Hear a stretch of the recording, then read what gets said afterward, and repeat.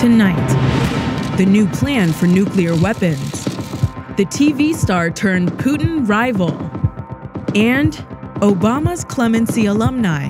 How can I show him that I'm trying to do right when I'm constantly having roadblocks?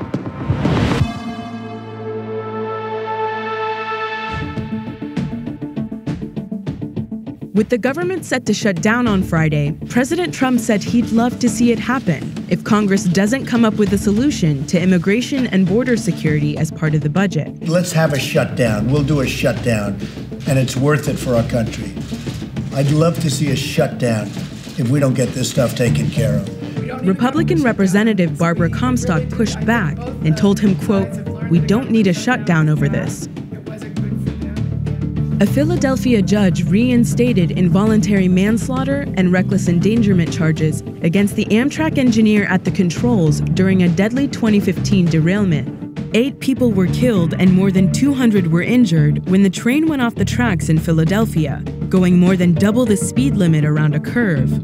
Today, Judge Catherine Lewis found that there's sufficient evidence against Brandon Bastian to send the case to trial.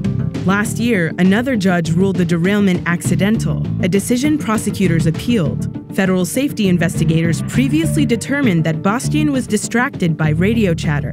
His lawyer has said the speeding was a momentary lapse, but not a crime. Today, 3 Maldives Supreme Court justices annulled their own decision ordering the release of political prisoners. President Abdullah Yameen Abdul Gayoom likened the ruling to a coup and declared a 15-day state of emergency yesterday.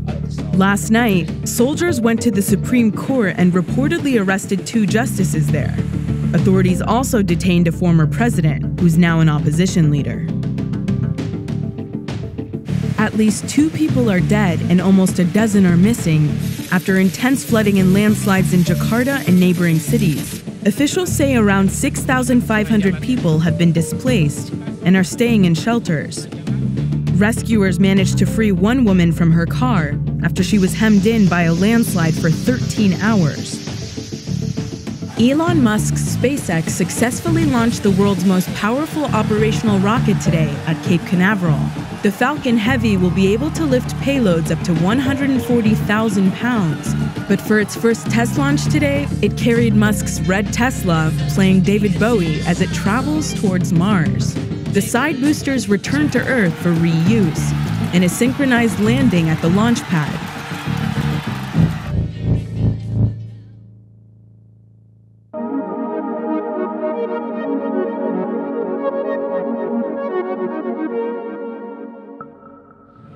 Vladimir Putin is all set to run for president again.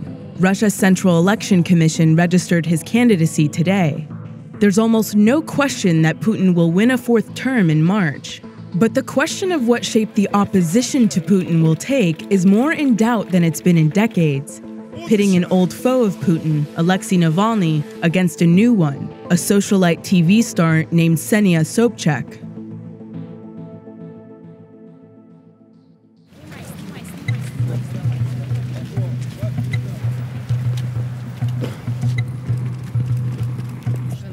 Everywhere Ksenia Sobchak goes, Russian media follows.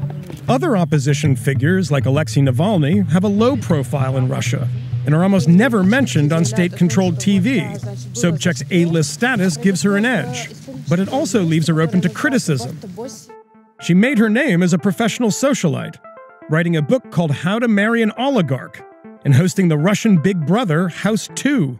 Здравствуйте, я Ксения Собчак, и это телепроект «Дом-2», где одинокие сердца ищут друг друга. She would prefer Russian voters focus on her reinvention as a political talk show host. Просто оставшись дома на этих выборах, мы ничего не сможем изменить. Ronald Reagan was also an actor. I don't see something that much I should be ashamed of in my past. This socialite life, it happened more than 15 years ago. And 15 years of political journalism is more than enough to come to another step in my life. Сюда, да? Мне кажется, что вообще проблема нашей стороны в том, что мы как бы забываем иногда о самых важных регионах. Я считаю, что главное со всеми людьми говорить и отстаивать свою позицию. Sobchak's campaign strategy is to appeal to struggling Russians in the places mainstream politicians usually avoid, like this recent trip to Chechnya. Здрасте, здрасте.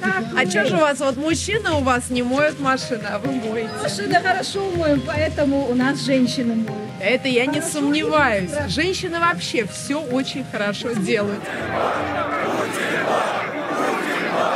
But to make any real impact, she'll also need to win over the young liberal backers of Alexei Navalny, who's been frequently arrested and is now banned from running. Navalny is telling his movement to abstain rather than vote for Sobchak, arguing that a low turnout and a mass boycott will make Putin's inevitable victory seem hollow. Sobchak is trying to convince them otherwise. If people don't like me, I insist they can vote for someone else. But the only stupid thing we can do is to stay at home, because I don't know a single election in the world that were changed by staying at home. Chechnya, which has fought 2 independence wars with Russia since the collapse of the Soviet Union, is both a vivid example of Putin's grip on power and of the corrupt system Sobchak says she wants to rebuild. Official results in parliamentary elections here showed an implausible 99.5% support for Putin and a turnout of 99.4%. Sobchak's policy proposals include legalizing gay marriage and marijuana, not popular ideas with some in this Islamic republic.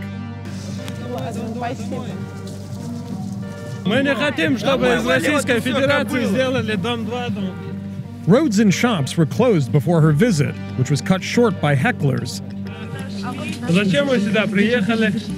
Ну, послушайте, вы же все-таки мужчина, мне кажется, так с женщинами говорить Ну, с вами можно, вы не с добрыми целями, намерениями. Почему с недобрыми? Я вот кофе пил с утра.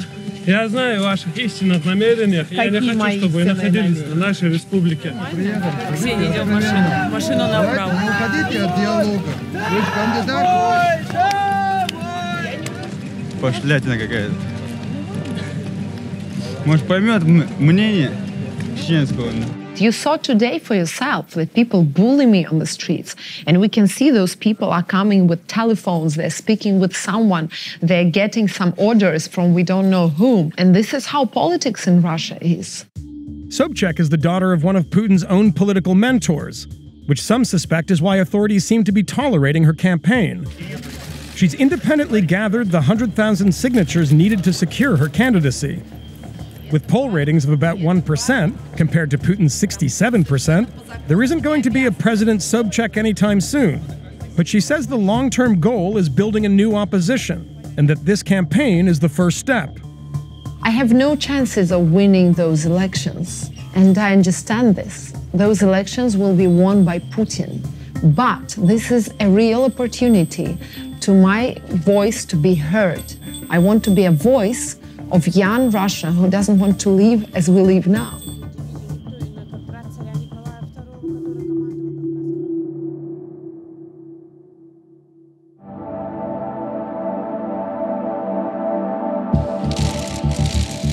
Defense Secretary James Mattis briefed lawmakers today on the Nuclear Posture Review, the Trump administration's take on what nuclear policy should be. We cannot expect success fighting tomorrow's conflicts with yesterday's weapons and equipment. The review comes out every 8 years, but this one is getting a lot of attention because it calls for new, smaller nuclear weapons that in theory would be more usable, and says there are times when the US should be able to use nukes to respond to some non-nuclear attacks. It seems to fit perfectly with Trump's record of saber rattling, but in reality, a lot of the news about the review isn't new at all. When the new Nuclear Posture Review came out last week, a lot of people freaked out about Trump leading America closer to nuclear war. But unlike almost everything else going on in Washington, this one really isn't about Trump. Presidents come and go with the political tide, but nuclear weapons policy is far more static.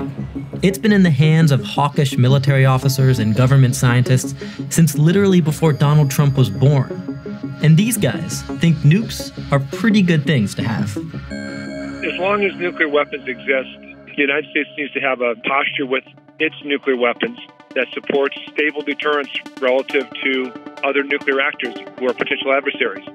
Jim Miller is a former Pentagon official who led Obama's version of the Nuclear Posture Review in 2010. He says the new review is not the radical departure from past policy that many critics say it is. This nuclear posture review is very consistent with the 2010 nuclear posture review and with prior U.S. policy. It is clear that the fundamental role of U.S. nuclear weapons is to deter nuclear use. It is circumspect about the conditions under which nuclear weapons would be used, and it makes reasonable adjustments given the changes in the security environment. Miller has a point. Obama's review did include the threat of using nukes in response to non-nuclear attack. At the time, of course, Obama was calling for the world to get to nuclear zero. That's part of why he won a Nobel Peace Prize. But Obama's final track record wasn't nearly as good. He ended up reducing the American stockpile by only about 1,200 warheads, less than any other president since the Cold War. And he agreed to spend $1 trillion on so-called modernization, rehabbing our warheads, all of which are getting old, and building new systems to deliver them. Oh, and those lower yield weapons? Those first made a comeback during the Obama years. The truth is, there are good reasons to be concerned right now. The Bulletin of Atomic Scientists says we are closer to nuclear war than we've been in decades. Russia and China have been racing to improve their nuclear arsenals. And now the Trump administration says their policy is to catch up rather than scale down. The question now is whether the policy review is more than just academic. Congress would still have to approve the money to implement it. And Trump, who's boasted about his big nuclear button and threatened fire and fury, would have to be willing, in a moment of actual war, to be strategic rather than impulsive.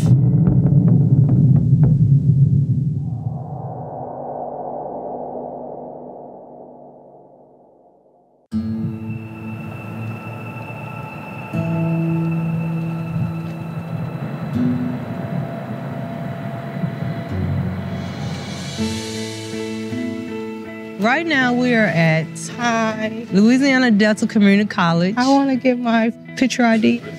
I'm a little nervous because it's been a long time since I've been in school. Hope it's a cute picture. I'm 35 and trying to go back to school, but I'm happy that this is something that I accomplished, and it's something that they can't tell me I can't do.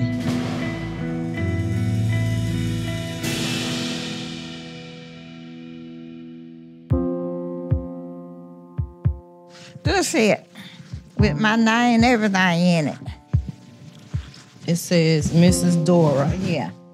This is the bracelet that Felicia made when she was in prison for me. She's had Tyerka ever since she was 17 months. We were blessed. Eric and I were blessed to have someone to keep her, especially with both of her parents in prison. When she got home, it was awkward because, you know, you haven't been around this person for so long, and it's just like, the atmosphere was kind of awkward. But after a while, we just got to talking, and since she's been home, it's just been a lot of laughs. Even if we do get mad at each other, it's like we don't never stay mad at each other for no longer than like about an hour. I was angry sometimes because sometimes I feel like it was my fault that they weren't there. Kids would pick on people because they didn't have their parents at home. So when they ask, I'll say, oh, she's on a business trip, or she's doing this, or she's doing that. I wish they could have been here for some, like when I had my first boyfriend, or when my body started changing, so I could ask her about it. Because, you know, my granny, she kind of old, and she be like, I don't know what that is. I don't know how to do that.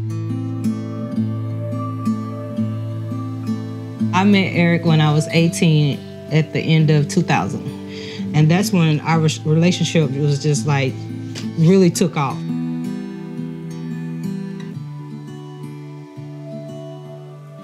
I kind of had a sense, but when we first met, he never let me see what he was doing.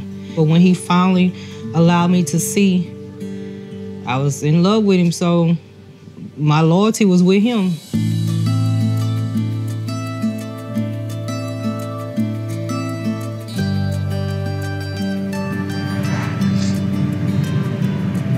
Did he grade it? Yeah, I got a 93. Well, I'm proud of you. The thing I regret is we were not here to raise our child. I thought you wanted to go to school. I do, but I'm giving me a job. That's what I'm. That means I get some money. No. And I get to decide what we're gonna buy, where we're gonna go. I'm also trying to show her I'm more than just prison. I'm trying to show her the other side of me. She hasn't got to see the side that go to school, that will work and take care of her responsibilities, as well as try to do things with her and have fun with her and also be her mom. When you work for your money, do I say, okay, you get an allowance? What you say is, you got paid. That's what you say.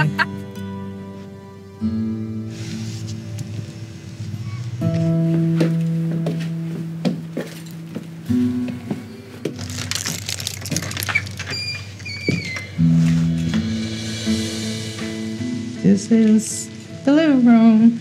I gotta get some furniture for it. This is gonna be Tyarka's room. This is my room, and I can't wait to get my whole bed frame and just relax and just talk to God and just pray. I'm excited because this is my first time having my own, with my name on the lease. This is Tyarka when she was 3 months. I remember she was so fat, and when you sit her up, she would just slide to the side. That's why we call her Bear, because she was a fat bear. This picture is the prison, the very first time I received my visit from Tyarka. I put this in here so when I walk through the door, until I'm able to get the furniture, I wanted to see this. This is where I once were. I'm here now, so that's why I have this right here.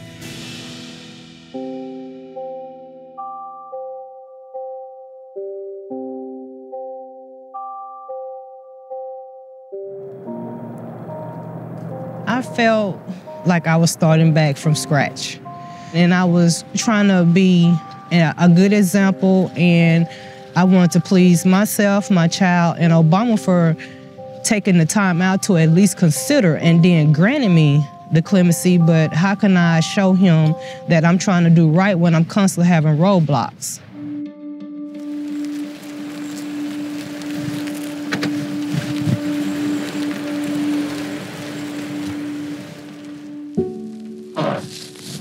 Oh, I'm having to use my Hercules strength.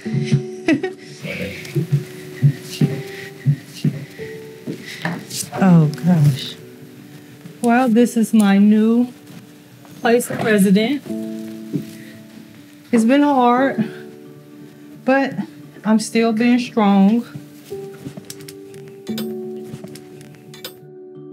I'm nervous about living back in Shreveport because I really don't know but like 1 or 2 people here. I'd have that picture of Erica. These are like her letters and her report cards that I kept over the years when we wrote to each other. It's gonna be kind of tough being far from my daughter. I was already gone from her for 12 and a half years, and I haven't even been home a year yet, and I'm having to distance myself from her more. But just thank God it's not further like back in prison. I'm gonna always make the chance to go have time for her, no matter what's going on in my life.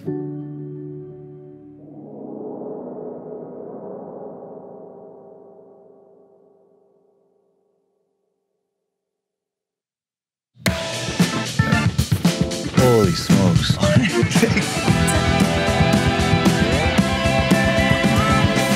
I can headbang, but I don't want to damage these headphones. Banging with like I go, all because I'm nice, so they know what I like, pussy on my ride, movies is upside, cause my bedroom is a psych. There was a time when hearing hi-hat just at tit-tit-tit-tit-tit-tit, that was quite intense. But now the I like a beat that I can sing along with and know the drum beat, sing the hi-hat part. But I think it's supposed to be discombobulating. That helped the beat kind of disintegrate. But just because you can do it doesn't mean you should.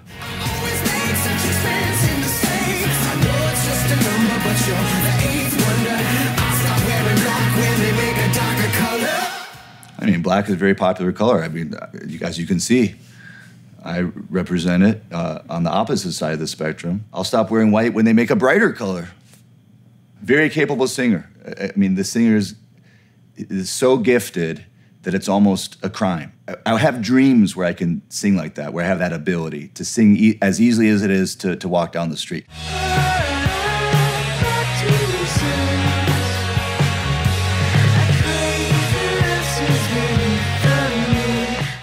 First I thought, oh, I wish he or she would pronounce the words more. But I noticed Michael Jackson, towards the end of his career, you couldn't understand a single word, maybe one or two. And it just made you keep listening harder and harder and harder. So there's obviously something to that approach.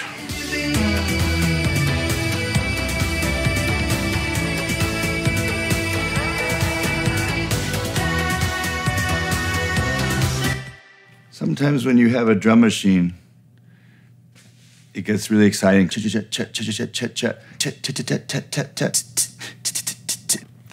my takeaway from the drum beat is there's a lot of drum sounds on a drum machine. My question is, what am I supposed to feel? Because there's music we've listened to today where the waves of feeling were extraordinarily strong. And then there's ones where it's almost a void of feeling. And that in itself is a feeling. So.